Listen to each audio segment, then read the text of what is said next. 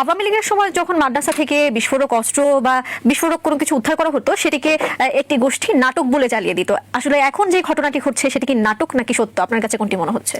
দেখুন, বিভিন্ন গোষ্ঠী তো নানানভাবে তাদের রাজনৈতিক স্বার্থের কারণে বিভিন্ন বিষয়কে উপস্থাপন করে। যেমন ভাই যেমনটি বললেন যে ইতিহাস বিকৃতির যে মহা উৎসব আমরা দেখলাম, এটাও তো একটা রাজনৈতিক উদ্দেশ্যেই করা, এবং এটা কিন্তু ঠিক সময় মতো করা। আন্দোলনের সময় কিন্তু ইতিহাস বিকৃতি আমরা দেখিনি।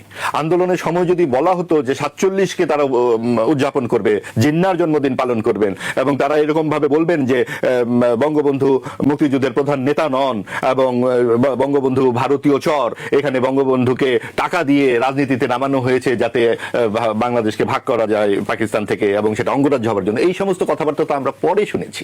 এবং এই ধরনের রাজনৈতিক বয়ানগুলো যখন দেওয়া হয় তখন কিন্তু এটা খালি বলবার জন্য বলবার কথা নয়, এর ভেতরে অনেক ধরনের দীর্ঘদিনের একটা বাসনা আছে। এই বাসনার দিকেই আসলে আমাদের চোখ ফেরাতে হবে। সেই বাসনাটা কি, সেই বাসনাটা কেন বাংলাদেশ হয়েছিল, এই জায়গাতেই আসলে তাদের রাগ। আপনার বাংলাদেশ হয়েছিল কারণ একটি ধর্মনিরপেক্ষ দেশ হিসেবে বাংলাদেশের আবির্ভাব হয়। আপনার ভারতের সংবিধানে এই ধর্মনিরপেক্ষতা নাই, পাকিস্তানের সংবিধানেও নাই। অনেকে তো বলে যে ভারত এসে বাংলাদেশের সংবিধান লিখে গেছে, তাহলে তো ভারতে এই শব্দটি থাকতো। ভারতে আছে সেকুলার, আর বাংলাদেশের সংবিধানে আছে সেকুলারিজম। 77 সালে সেটা ভারত করেছে, আর পরে আমরা করেছি আগে, এবং তাও সেকুলারিজম পর্যন্ত তারা যেতে পারেনি, তারা করতে সেকুলার। আরেকটি কথা হচ্ছে সমাজতন্ত্র, এই শব্দটি আমরা আগে করেছি, ভারত করেছে 74 সালে। তার মানে আমাদের দেখে ভারত করেছে, এটা আমরা উল্টা বলা দরকার। আর তারা বলছে ভারত আমাদের সংবিধান লিখে দিয়েছে, এবং আমরা নাকি ভারতের অঙ্গরাজ্য হবার জন্য মুক্তিযুদ্ধ করেছি। এবং দেখুন, যদি মুক্তিযুদ্ধ ভারতের অঙ্গরাজ্য হবার জন্যই করা দরকার পড়ে, তাহলে বঙ্গবন্ধুকে তার জীবনের 3 ভাগের প্রায় 2 ভাগ কেন জেলে কাটাতে হলো, কেন এত আন্দোলন করতে হলো, কেন এত রক্তপাত করতে হলো? উনি তো সরাসরি অঙ্গরাজ্য হয়ে গেলে, এটা তো খুব কঠিন কাজ নয়। কাজে এই ধরনের যুক্তি যারা দেয় তারা একেবারেই একটা সত্যকে ধামাচাপা দেবার চেষ্টা করে। আপনি আরেকটা ব্যাপার দেখুন যে পৃথিবীর দেশে দেশে বড় বড় নেতারা নিহত হয়েছেন বিভিন্ন জায়গায়। এটা আপনি গান্ধী থেকে শুরু করে ইন্দিরা গান্ধী, রাজীব গান্ধী, এই পাশে আপনার বেনজির ভুট্টো, আমাদের এখানে জিয়াউর রহমান, অবশ্যই বঙ্গবন্ধু। কিন্তু বঙ্গবন্ধু সপরিবারে কেন নিহত হলেন? 22 জন সদস্য সহ, 8 বছরের শিশুটি সহ। তার মানে কি এত আক্রোশ কেন?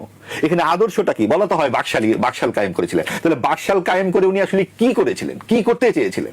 উনি কি বাকশাল কায়েম করে লক্ষ লক্ষ মানুষ মেরেছিলেন? বলা হয় হাজার হাজার লক্ষ লক্ষ মানুষ মেরেছিলেন। আপনি একটু গণমাধ্যম যাচাই করে তাদেরকে দেখতে বলুন তো।